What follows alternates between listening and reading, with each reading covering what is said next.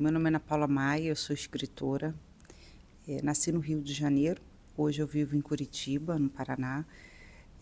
Comecei escrevendo livros e nos últimos anos comecei a me dedicar também a escrever roteiros para cinema e série de televisão. São duas paixões. O cinema sempre esteve muito... O cinema chegou primeiro na minha vida, porque... chega primeiro porque a televisão chega primeiro para a gente, né? Comecei a ver TV muito pequenininha, comecei a ler mais ou menos aos 5 anos de idade, 6 anos eu já comecei a ler um pouco melhor, então eu já podia ler alguns livros, mas antes disso eu já estava assistindo os filmes. Então o cinema chegou primeiro. E junto disso tudo, do cinema, a literatura, né, infantil, minha mãe é professora de português, então... Lá em casa tinha muitos livros, ela comprava os livros. Na época, a gente não tinha... Eu sou de Nova Iguaçu, Baixada Fluminense, né, no Rio de Janeiro, e não tinha livrarias na cidade, não tinha livrarias no espaço em que a gente morava, nem perto tinha livrarias. Então, a gente comprava livro de porta em porta, tinha um vendedor de porta em porta, que lá no Brasil a gente chama vendedor de enciclopédia. Eram os homens que vendiam enciclopédias de porta em porta, mas vendiam outros livros também. Então, minha mãe comprava essas coleções de livros infantis, encomendava. Aí o vendedor ia lá entregar os livros. Então, esses livros chegavam assim lá em casa, e porque minha mãe é professora e ela recebia os livros das editoras. Então, a gente tinha essa facilidade, porque não tinha as livrarias, mas tinha muitos livros porque chegavam, né? E livraria de acesso, tinha uma livraria espírita, que a minha mãe era espírita, então tinha lá o centro espírita, e tinha uma livraria, cada vez que ia ela trazia um livrinho, então tinha uma vasta livraria espírita também. Então lá em casa tinha muitos livros, muitos discos. Era uma casa que nós vivíamos em Nova Iguaçu, na Baixada Fluminense, num lugar pobre, um lugar árido, um lugar... em que as pessoas não tinham tantas oportunidades, nem de estudar, muitas vezes, né?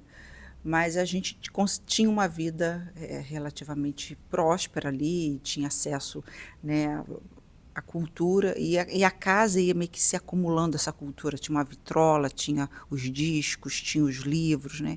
Então, fora da casa não tinha, mas dentro desse espaço fechado, a gente tinha uma vida... que fluía muito cinema, muito filme, muita música, tinha os livros, né? Eu tenho um irmão mais velho, então tinha também esse material de leitura dele ali, mais adequado à idade dele, que eu também às vezes lia alguma coisa. Então a minha formação era uma formação muito dentro de casa, observava o mundo muito pela janela, pelas histórias que chegavam da rua, entravam na minha casa, pelos vizinhos que iam lá, que no Brasil chamam de comadre, compadre, ali da minha avó. Minha mãe tinha muitas comadres, minha avó também. Então, essas pessoas iam até ali e as histórias fluíam. Então, tinha uma questão de oralidade também. Eu ouvia muita história. Chegava uma visita, eu sentava do lado. Aquela visita ficava às vezes 2 horas contando caso, história, e eu estava ali escutando as histórias. E eu gostava de ficar perto dos adultos. Então, eu acho que eu fui me formando, o que, para mim, o principal de tudo é a história. Não é a forma, não é o estilo, não é nem o meio. É uma história bem contada. Qualquer pessoa puxa uma cadeira, senta e te conta uma boa história, você fica 1 hora escutando, o que valeu é a história. Ou se você vai ler através de um livro, através de um filme, uma peça de teatro. E então eu entendi muito cedo que uma boa história, uma boa narrativa é o que envolve. E eu acho que a nossa sociedade ela é construída de narrativas, né? Vivemos num mundo construído por narrativas, né? Então, naturalmente, o cinema tinha uma influência muito grande, tem essa influência muito grande. E no meio do caminho entre literatura e cinema, eu estudei teatro, também um pouquinho de teatro e tal, não pensando em ser atriz, mas pelo exercício do teatro, pela prática. Tive acesso a muitos textos de teatro na época da faculdade, quando fiz faculdade de comunicação social. Eu li bastante Nelson Rodrigues, eu li muito teatro, porque eu gosto de diálogo. né? E o teatro ele é todo construído em diálogo. Então foi o momento que eu comecei a ler um Shakespeare, Nelson Rodrigues e alguns outros autores, um autor austríaco que eu esqueci o nome agora, mas ele trabalha com teatro do absurdo. Enfim, comecei a ler alguns autores que me ajudaram muito também nessa questão da construção do diálogo. Diálogos de Platão me ajudou muito na questão de construir diálogos, ou seja, você constrói toda uma história, uma ideia a partir de conversa. Isso era muito rico, é uma coisa que me agradava muito, porque eu falo muito, e as pessoas que eu conheço em geral falam muito, nós latinos falamos muito, né? Nós sentamos e conseguimos ficar 2 horas contando caso, história. E a literatura propriamente dita, pelo menos no Brasil naquele momento, e até hoje, na verdade, ela não se constrói muito em diálogo. Se constrói muito em fluxo de pensamento, né? Eu aqui dizendo como aquele personagem age, para onde ele foi, o que ele pensa. Às vezes eu quero ver ele agindo e ele falando. E aí eu entendo melhor como ele funciona. Notas do Subterrâneo, Dostoiévski tem isso. A primeira parte, o Dostoiévski narra esse personagem, que é o protagonista. Que ele é um cara um pouco chato, um pouco irritado, que ninguém gosta dele, que ele é uma pessoa um tanto amarga, meio repulsivo. E depois, na segunda parte da história, você vê o próprio personagem numa festa. E aí você vê que ele realmente é um ser miserável, porque ninguém gosta dele. Não é que ele é ruim, é que ele é desajeitado, ele tem socialização zero. Então, a perspectiva muda completamente quando você vê o personagem em ação. E isso é uma coisa que eu trago muito comigo. Eu gosto muito de parar, como uma câmera, e fico assistindo esse personagem vivendo. E ele tem que falar. Eu não quero ficar dentro da cabeça dele, eu quero que ele verbalize também para mim, e para que a história avance e siga. Então eu acho que, para mim, sempre a narrativa, sempre uma história, a história principalmente, e a maneira como eu vou contar essa história, ela foi se fundindo um pouco dos diálogos de cinema também, que tem muito diálogo, mas principalmente os diálogos de teatro, fundindo com essa narrativa de cinema, em que as coisas vão desenrolando e sempre você vai para algum objetivo, né? O cinema ele é muito econômico nisso, os meus textos são textos econômicos, e a questão dessa construção, né, mais subjetiva, sempre tem uma temática ali sendo trabalhada, sem perguntas em aberto, que eu acho que a literatura precisa deixar essas questões, né, em aberto para instigar o leitor, porque quando eu entro no livro, eu também entro de uma maneira e saio de outra, né? Então eu também sou transformada pelo processo. Há questionamentos que me acompanham depois, nem tudo eu entendi também. Nem tudo que eu escrevo eu também sei exatamente o que é. E é muito provocativo, né? A literatura ela tem essa questão de uma provocação mais íntima na gente. Acho que nos provoca mais intimamente do que um filme, por exemplo. Um livro ele se arrasta muitas vezes mais tempo com a gente. Espero ter respondido. Sí, y entonces tú dices que estás con la relación con la historia, ¿no? Como que la historia es lo más importante. ¿Eso te define a ti como creadora o como escritora o como guionista? ¿O qué título te pones? Eu acho que eu sou uma contadora de histórias. E aí eu escolho se eu vou escrever para essa história eu consigo contar melhor na literatura. Essa história eu consigo contar melhor às vezes num texto muito curto, uma crônica, um conto. Essa história eu consigo contar melhor no cinema. Geralmente o que eu consigo escrever em literatura eu não consigo escrever em cinema e vice-versa. Então, eu ainda não me adaptei, eu não adaptei um livro que eu tenho escrito. Por quê? Porque ainda não aconteceu. Existe já uma conversa para isso, vamos ver, né? Aí tudo demora eternamente no cinema, né? Pode ser que em algum momento aconteça e eu teria um prazer em escrever. Mas vamos ver como vai ser, porque eu nunca me adaptei, né? Não tive essa experiência ainda. E não tive essa chance. Não, porque não aconteceu. Porque geralmente vende o livro vai embora, você nem sabe. Quando você vê, está pronto. E também acho que é bom também você não adaptar tudo e pelo menos ter uma experiência ou duas na sua vida de se adaptar. Caso você seja roteirista, é bom se tentar se adaptar. É uma revisitação, né? Geralmente de algo que você já escreveu há muito tempo. O bom é que existe um distanciamento e você tem uma capacidade de fazer mais ajustes também, né? de ter um olhar até mais crítico sobre o que você escreveu. Acho que é mais difícil adaptar algo que está muito perto, né, que você acabou de escrever, né? Mas é isso, é por questões mesmo de oportunidade. ¿Y cómo te sientes cuando te adaptan a ti? Cuando te dicen esto que es tuyo, que tú escribiste, la construcción del mundo en otro medio lo hace otro guionista. Ainda não gostei de nada, efetivamente, porque nunca é igual o livro, né? Então mexe muito, muda muito, aí você olha é outra coisa, né? Às vezes se torna até outro gênero, dependendo das intervenções. Então queria que fosse algo mais fiel, assim, mais próximo do livro, né? Mas isso é muito comum de acontecer, né? De passar por uma mudança radical, às vezes, muda-se até o gênero da obra, mas também tenho a consciência de que a partir do momento que se preparam, que se faz o filme, é também uma outra obra. Aí eu digo, agora o que me resta é torcer para que essa obra, que é uma obra derivada do meu livro, né, faça sucesso, né? Eu sempre torço positivamente, para que encontre um público, para que cresça também, mas não necessariamente eu gosto. Eu falo, não necessariamente também tem que me agradar. Eu acho que, porque quando você vende um livro, tem muita gente envolvida, né? Produtor, diretor, às vezes as pessoas têm uma ideia, não quer fazer exatamente o seu livro, mas quer usar alguns elementos para implementar seus projetos pessoais. Aí vai para uma cabeça de uma outra pessoa, né? Então é importante ter isso em mente, porque pode mudar. E eu tenho isso em mente, assim, não é uma coisa que eu sofro, meu Deus, olha, não, eu me realizo no livro, né? Eu me realizo no livro, na obra original. E isso ninguém muda. E quando sos guionista de outro, porque hiciste obras de outros, não?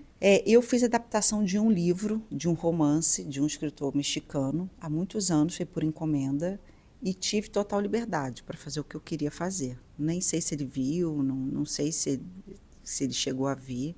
Foi uma encomenda, um trabalho que eu fiz com muita dedicação, gostei muito, foi meu primeiro longa e já foi uma adaptação. Fiz o que eu quis fazer, mudei, provavelmente eu levei para um lado mais pessoal. Eu lembro que o diretor do filme queria fazer o filme dedicado a Bergman, assim, sabe? Ele tinha uma questão com Bergman. Aí ele falou que no final ele teve que dedicar a Sérgio Leone, assim, porque ficou muito mais faroeste tudo, né? Se tornou uma história de faroeste, não era mais aquele Bergman que ele queria, né? Enfim, porque ele deixou fazer. Ele falou, você faz o que você quiser, então me deu a liberdade, né? Então a obra se transforma em outra coisa. Por isso eu acho que quando a gente vende os direitos é necessário um desprendimento. Pode dar muito certo, pode não dar, né? O Hitchcock, ele tinha essa fama, que ele melhorava, né, o livro. Quando ele fazia o filme ainda era melhor do que o livro, né, e tudo mais. Polanski também fez livros muito fiéis. Eu adoraria ver um livro, uma adaptação mais fidedigna. Mas quando não acontece, a vida segue também. Por lo que tú me dices, aunque es un trabajo que vino de un otro, por ejemplo, en el caso de Brasil, de México, uno tiene, como escritor, tiene que ser su historia, se la tenés que apropiar, aunque sos guionista de la historia que empezó en otro, tiene que estar algo de tu mundo ahí, porque si no, no pudieras escribirlo. E eu entendi, como eu fiz isso, eu comecei fazendo isso, né? Antes que me adaptassem, eu adaptei alguém, eu entendi que é necessário ter liberdade, vai ser sorte. Se vai ficar bom, se não vai. Até porque era um livro muito difícil, era um livro difícil de adaptar, porque é um livro muito lírico, né? Então era difícil e o próprio diretor queria só partir da ideia principal, ele não queria seguir o livro exatamente, já era uma proposta dele, né? Ele já me trouxe isso, eu só quero o pontapé inicial, isso aqui. Aí utilizamos alguns elementos, né, que tinha mais um pouco que a gente considerava um grande fôlego e seguimos. Né? Aí segui com a própria história. Teve personagem que eu excluí, teve personagem que eu inseri.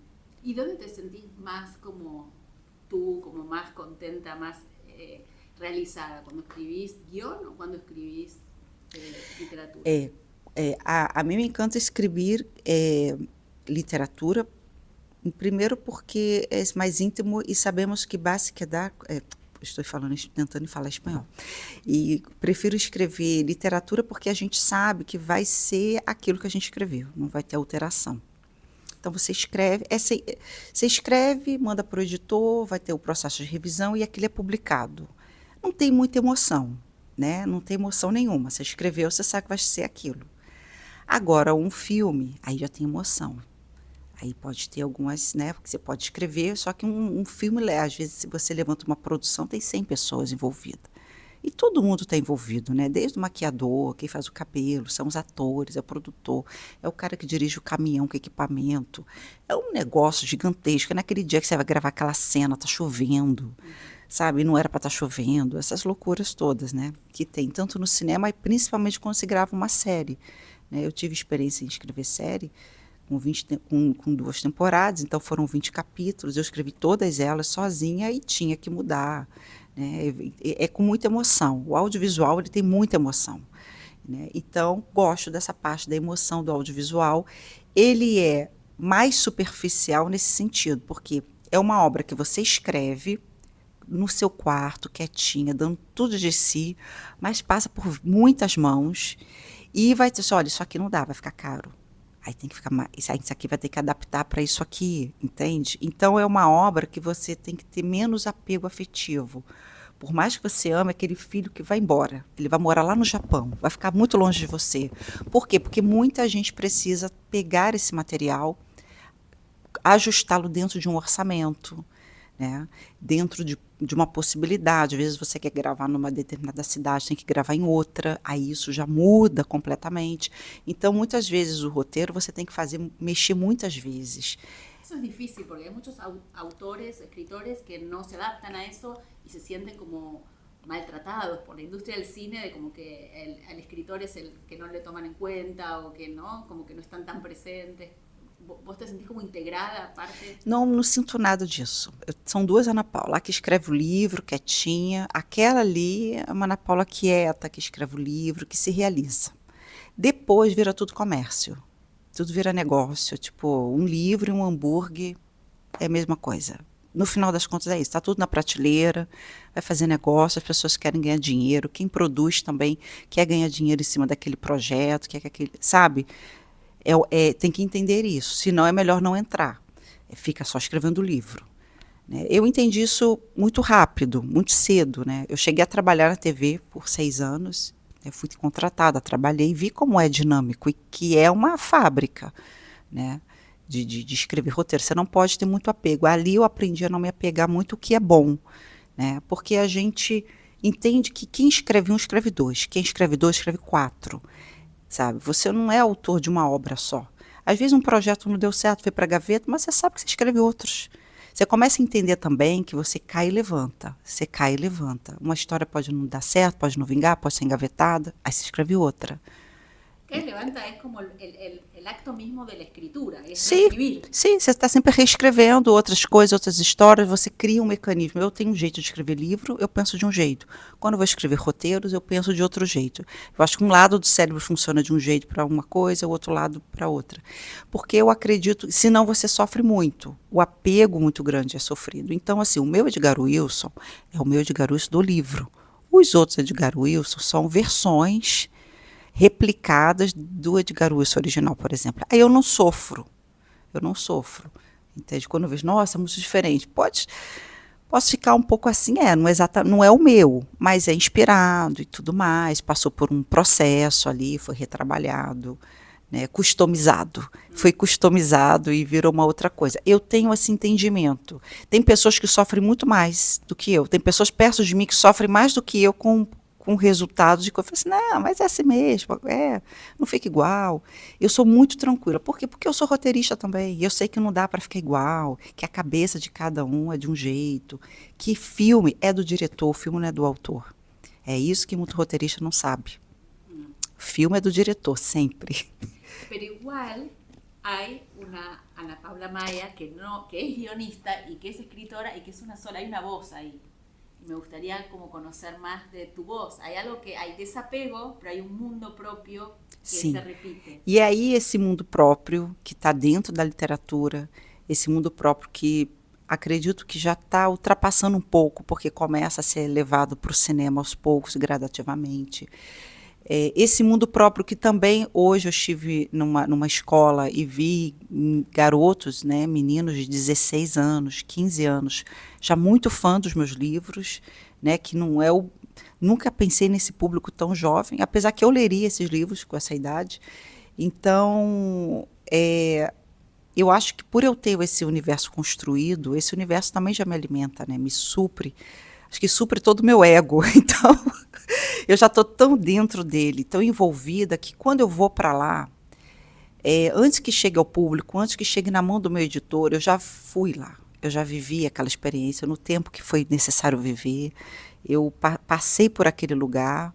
E quando vai para a mão do meu editor, que eu publico primeiro pelo Brasil, já encerrei, já estou encerrando, né? Porque quando eu entrego, ainda estou encerrando, ainda estou me desconectando, né? Me desplugando dessa história, desse livro, e geralmente leva um tempo para eu me desconectar, e é importante você ter esse luto do livro pronto e você respirar e começar um outro. Porque senão também você fica preso àquele, daqui a 8 anos você vai escrever um outro livro, não dá. Eu gosto de estar em processo de escrita e pensando, eu gosto disso. Ana Paula, para como ir cerrando, porque nos están apurando, quiero preguntarte en relación a tu mundo, este mundo propio, ¿tú buscabas, es que yo quiero estar en un género de terror, de violencia, es un mundo muy particular? E eu sou fã de filmes de terror, comecei a assistir filmes de terror antes de saber ler, né? Então, bem pequenininha ali, com 4, 5 anos, já comecei a rever os filmes de terror. E então, eu acho que gosto de humor negro. Eu tenho um certo senso de humor que junta com esses filmes de terror, que junta com o meu jeito de ser. Eu sou carioca, carioca também gosta de fazer umas piadas, leva as coisas um pouco na brincadeira. Eu lembro que quando eu escrevi o Entre Rinhas de Cachorros e Porcos Abatidos, que é um livro que não está publicado em espanhol, pelo menos não ainda, onde nasce o Edgar Wilson, era um livro que eu escrevia e ria. Eu ia escrevendo e colocava barbaridades e achava uma certa graça daquilo e ficava satisfeita por aquilo. Então, essa questão do humor negro, de uma certa leveza, de um certo estranhamento, começou assim. Depois também fui aprimorando. O humor negro não está tão mais presente no meu livro quanto no início. Isso foi no início da minha caminhada. Foi se tornando uns livros mais densos. A partir do livro seguinte já se tornou um livro mais denso. Mas eu gosto muito desses espaços mais rudes, esses espaços. Não há uma explicação por que eu só escrevo sobre homens, por que eu gosto dos espaços rudes. Não sei, parece que é alguma coisa que eu acesso e que eu tenho um reconhecimento nesse lugar. E é um lugar que eu gosto de escrever sobre esse lugar. E geralmente eu gosto desses espaços também. É uma coisa comum. Às vezes eu quero estar um pouco nesses espaços. Eu gosto de ir nesses espaços, sabe? Pero tú sientes algo en la emoción, en el proceso de la escritura, la crueldad, o sea, atravesar por un momento emocional. O que me emociona geralmente é o meu apego com os personagens. Então, se eles sofrem, eu sofro junto. Eu tenho um apego muito grande. Então, tem personagem que quando morre, eu choro. Assim, aí eu não posso ler. Tem livro que tem passagem que eu não leio, porque eu tenho muito apego com eles ali. Porque eu sei o que eles passaram, né? Eu lembro. Aí dá aquilo ativa em mim, né, o que eles viveram, o que eles passaram. Tem uma história muito curiosa, só para encerrar. Há mais ou menos 2 meses, isso é uma coisa muito recente, eu fiz uma reunião com uma moça de uma produtora e ela falou, meu Deus, você é Ana Paula Maia, agora eu já sei com quem eu estou falando, não sabia quem era você, tipo, sei com quem eu estou falando, não porque ela achou que era uma outra Ana Paula, não sei. Ela não associou que eu tinha escrito Assim na Terra como Embaixo da Terra, que é um livro que está publicado aqui. Ela, é a mesma. Agora conectei. Você é a Ana Paula que escreveu esse livro. Ela disse que fez um trabalho um trabalho documental, em que ela foi nos presídios. E esse livro se trata de uma colônia penal. E ela disse que estava lá trabalhando, fazendo uma pesquisa, não sabia de mim, nunca tinha ouvido falar de mim, estava lá trabalhando, fazendo as pesquisas, aí tinha um preso lá, que ficava com um livro embaixo do braço. Aí um dia ali, como ela estava fazendo umas entrevistas, pesquisando, ele falou assim, esse livro mudou a minha vida, você precisa ler esse livro porque ele vai mudar a sua vida também. E tem um preso que leu o meu livro, é meu fã. E esse livro, que fala sobre o sistema carcerário, tocou esse homem profundamente. Né? E assim, isso é uma coisa que me toca, me comove, porque é real, né? Eu não estou querendo forjar uma pessoa. Eu escrevo sobre pessoas reais.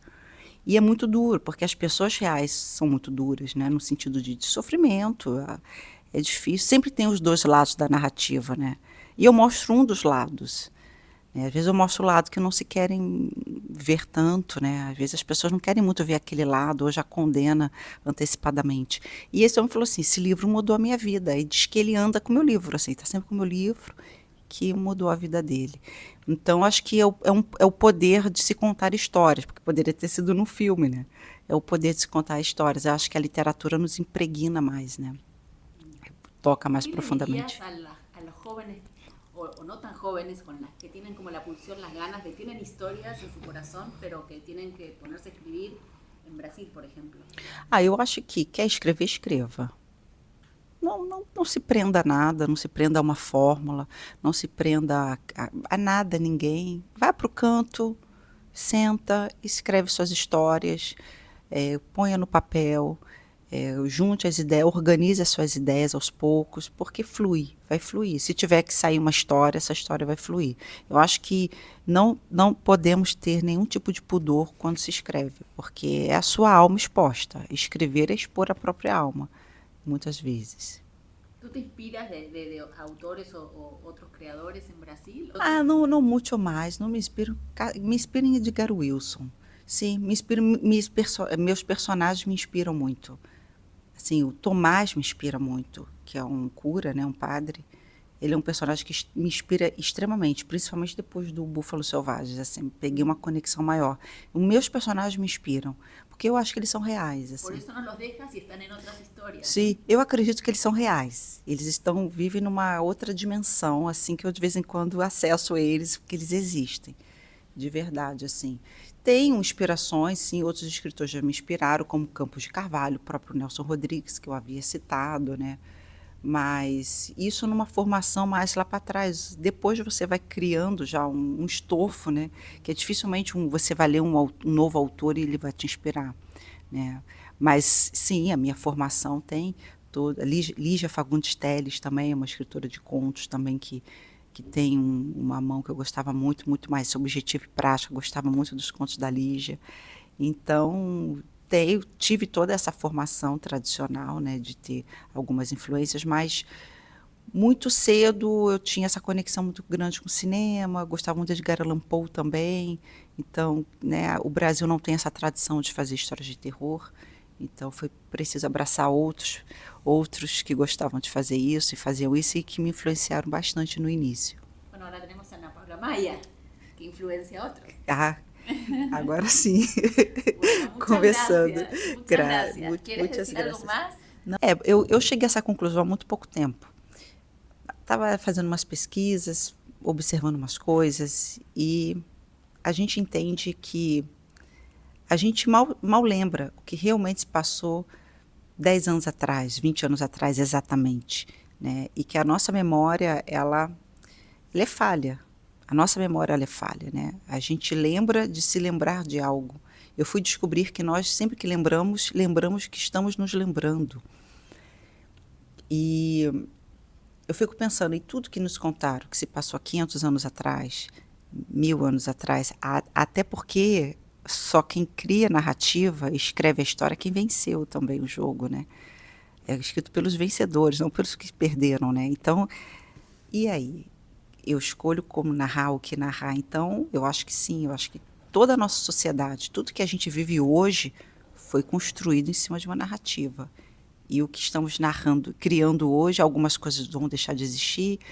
Eu acredito que daqui a 500 anos, eu acho que as pessoas não entenderão o mundo exatamente como a gente vive. Haverá uma narrativa que contará como foi ter vivido nesse mundo.